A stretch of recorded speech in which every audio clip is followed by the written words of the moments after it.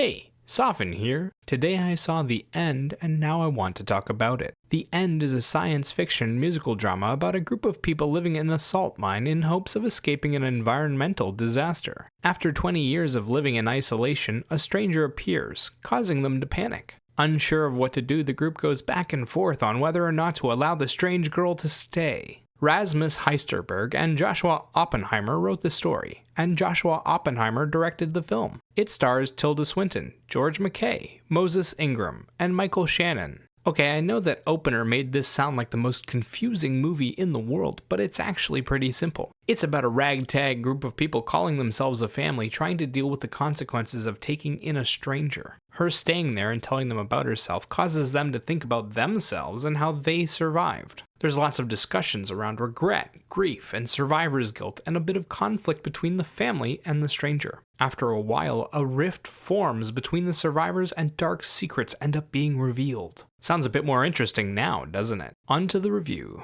The story is full of character development and drama, but it isn't explained well and it isn't all that exciting. It takes place in a dystopic future with a family that survived the end of the world, but doesn't explain anything about the situation. It doesn't tell us how the world ended, how the family survived, or even who they really were. We just learn minor details about them that hint at the greater story. It's interesting trying to put the pieces together, but you can't make a full image with them. It's also a little boring. There are song and dance numbers to spice things up, and they do a good job. They just don't come often enough to keep up the vibe. If you're not getting drawn into that, there's nothing else to keep your interest. Cast-wise, The End is full of great performances. There's Michael Shannon as the regretful father who tries to keep the peace. Tilda Swinton as the eccentric mother who tries to control everything. Moses Ingram as the traumatized girl that arrives and shakes things up. And George McKay as the son who has his world turned inside out. There's also a butler, a maid, and a doctor. Each character has their own backstory to discover and a lot of regret-like emotions to express about how they survived. Each actor brings a depth of sorrow and pain to the film and does it in a believable manner.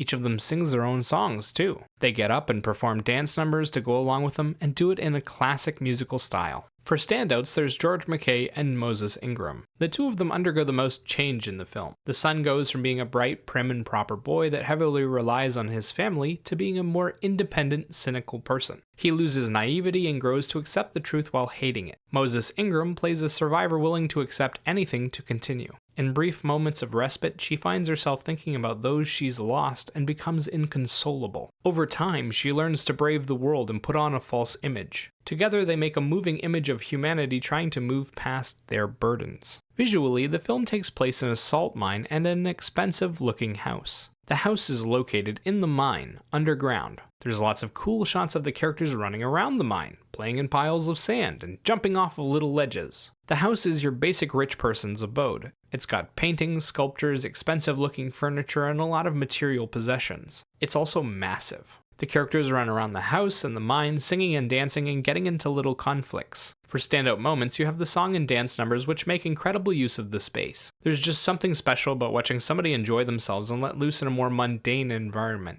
And the mine is the perfect spot. It's filled with unusual images, lots of contrast from the low light, and the rock has this weird, swirling texture that makes it look like waves. It's just neat to look at, and makes the dance numbers a tad more interesting. Sound-wise, the film is a bit of a mixed bag. On one hand, the songs are well sung. On the other hand, the lyrics aren't always good. They have a lot of people singing through their current situation, and sometimes it's boring. They also had a few songs that were really repetitive. Like there's one vocalization song where the girl is lamenting her situation. It's repetitive, boring, and kind of annoying. It's just her moaning out the same way over and over. It felt lazy, and there were other moments like this. It really turned me off of the soundtrack. That said, some of the songs had a deep meaning and were worth listening to. Personally, I found myself intrigued by the premise, but I struggled to actually sit through the film. The story has plenty of interesting moments. The cast is doing a great job with the emotions and the singing, and the mine they film in is fascinating to look at. That said, the film doesn't really go anywhere. It's just a bunch of people discussing their situation and trying to make sense of it. While I think the conversation is interesting, I don't think there's enough here to support a full 2-hour film. That's just me though.